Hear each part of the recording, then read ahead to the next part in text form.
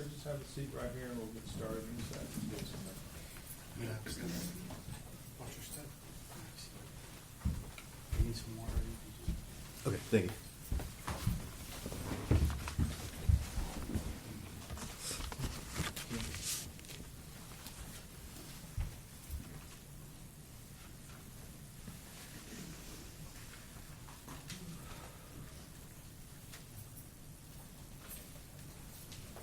May I proceed, Your Honor? Yes, sir, go ahead, Mr. Coleman. Please state your name. Gabriel Coon, I think it's kind of obvious, but how are you employed? by Hardy County Fire Rescue. How long have you worked for Hardy County Fire Rescue? Actually, it'll be 9 years tomorrow. And what do you do for them? I'm a firefighter paramedic. I think we might have an idea, but why don't you just tell us what that is?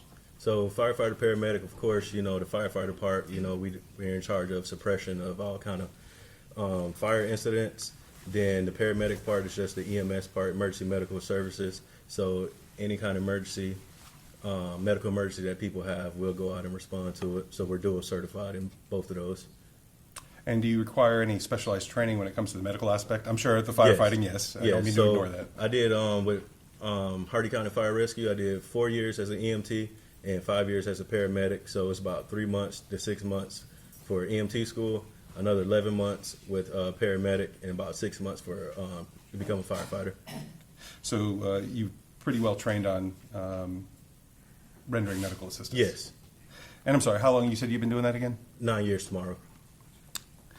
And let me ask you this, sir. Were you doing the same type of duty since it was 9 years on November 1st of 2022? Yes, sir.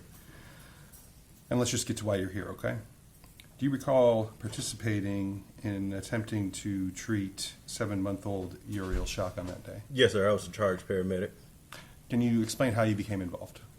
So I was on a rescue that day. So we got dispatched to the call, and I believe it came out as a cardiac arrest.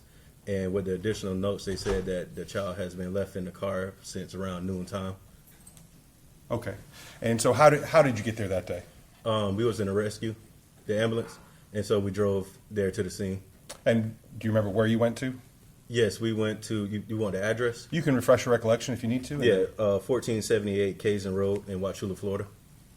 And what was going on when you got out there, sir? So when we arrived on scene, I think we was more directed to go towards the back of the house. As we was approaching, I guess it was the grandfather. He was kind of in a hysterical state. He already had pulled the child out of the back of the vehicle and had her on the ground. You know, like I said, he was hysterical, crying. It looked as if he was trying to do CPR. When we arrived, we parked the rescue probably about a couple feet away from it. I exited out of the vehicle. I walked around, picked the patient up, and at that time, you know, I can feel how hot she was. Let me stop you there, sir. And when you say patient, are we talking about Uriel? Yes, sir. And was Uriel a child? Was she an infant? Yeah, she was an infant. Okay. Now you said you picked her up. You noticed she was hot. Yes. So when I picked her up, I could feel it through my gloves. She was just hot to touch. She had on, I would say, something that you would normally put a child in during the wintertime. It was like a long sleeve onesie, like a real fuzzy onesie. Did you notice anything about the onesie she was in? Yes, it was very damp. Damp, you said? Damp. Okay. From, you know, sweating. Okay. So once you pick her up, what did you do at this point?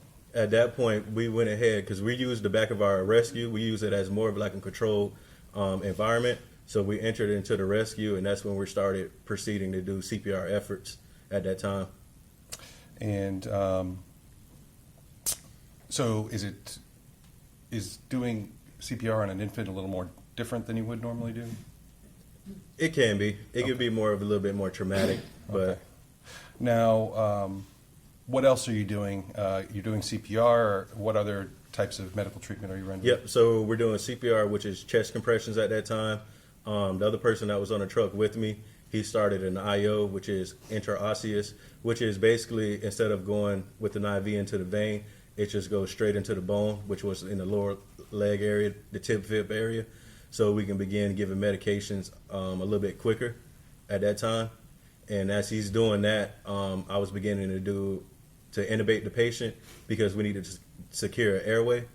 But at that time, when I was getting ready to insert the blade into the patient's mouth, I noticed that she was clenched, which means Let me stop you there. You were getting ready to?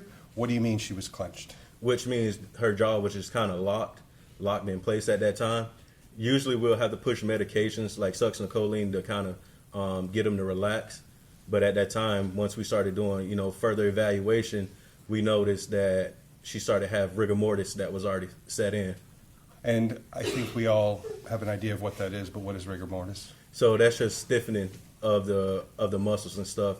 Once you kind of like pass away or death occurs, the chemicals in the muscles start to leave, and that's just when your muscles and stuff starts to constrict and stuff. But Where did you notice the rigor? in her limbs, in her upper limbs, And how does that show? just the arms itself will be just kind of in place, Okay. stuck in place there. And so did you make any other observations other than the rigor? Yes, that she also had lividity also, which is the pooling of the blood. So once the body, stops circulating blood, with the help of gravity, basically whatever lower portions to the body, gravity just pulls the blood down to the lower parts of the body. And what did that lead you to believe, sir? That she's been dead for a while. And so what did you do at this point? Did you continue your life-saving treatment? No, at this point, we went ahead and radioed over to Advent Health Achula and spoke with the doctor on hand, Dr. DeWan, and we gave him our findings at that time, and he gave us the go ahead and basically call it a signal 7, which is dead on arrival at that point. And even though there was nothing that could be done, what was done with Uriel at that time? At that point, we just basically transported to the hospital because it's in our protocol. All pediatric cardiac arrest must be transported to the hospital at that point. So regardless of her status, you still took her to the hospital? Right. Right. All right, sir. I don't think I have any further questions for you. Okay. All right, defense, any cross-examination? No question, John. All right, we're gonna do one more witness, and then I'm gonna deal with another matter, okay? Yes, sir. Okay. And Your Honor, this witness can be used. Yes, you may be excused, All sir. right, thank you. You may be excused, correct? That's correct, Your Honor. All right, thank you. All right, state witness number 7. Thank you. Say we call Kyle Bodek. All right, let's bring him on in, please.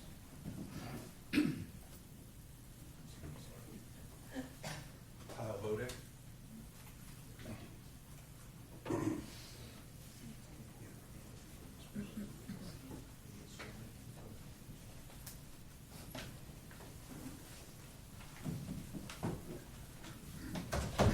Raise your right hand. Do you solemnly swear or affirm to tell the truth, the whole truth, and nothing but the truth, so help you God? You gonna step around this way, sir? Mr. Burgess, have a seat, sir. Step around, you can have a seat. Watch your step. Thank you.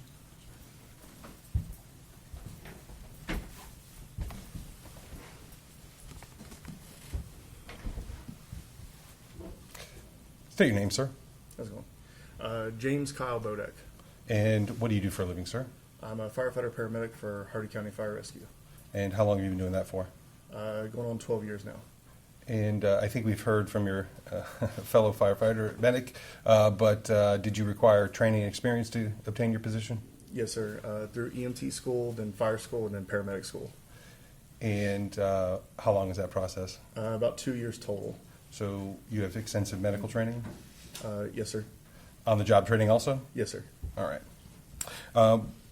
So with the amount of time you've been doing this for, is it safe to say your duties were the same back on November 1st of 2022? Yes, sir. Now, I do want to draw your attention specifically on that date.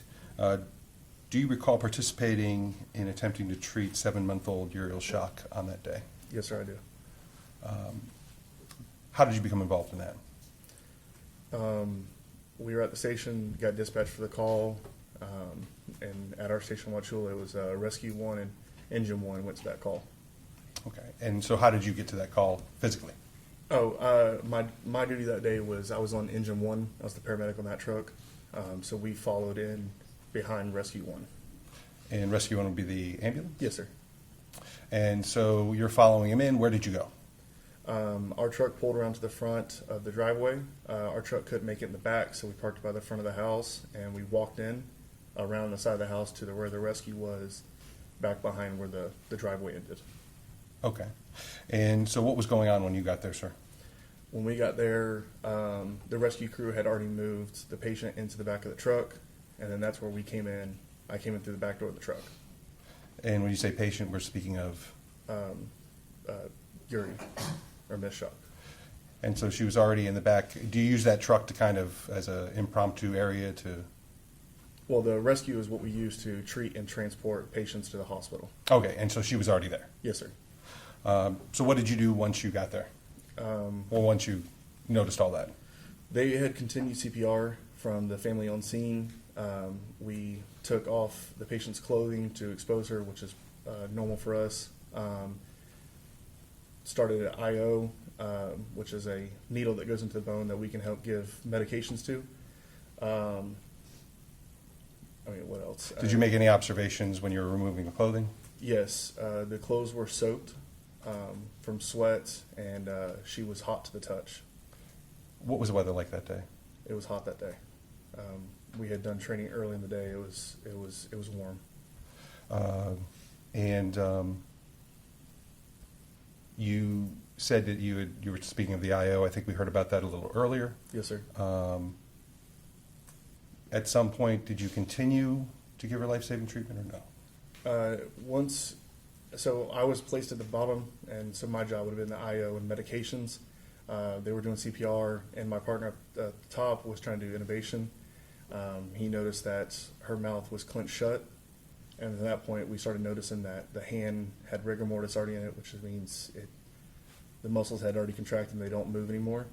And then we noted lividity once we turned her over a little bit to her back, which is the pooling of blood. So at that point, and your partner, would that have been? Mr. Gabriel Kuhn. Okay. And so at that point, what was decided to do?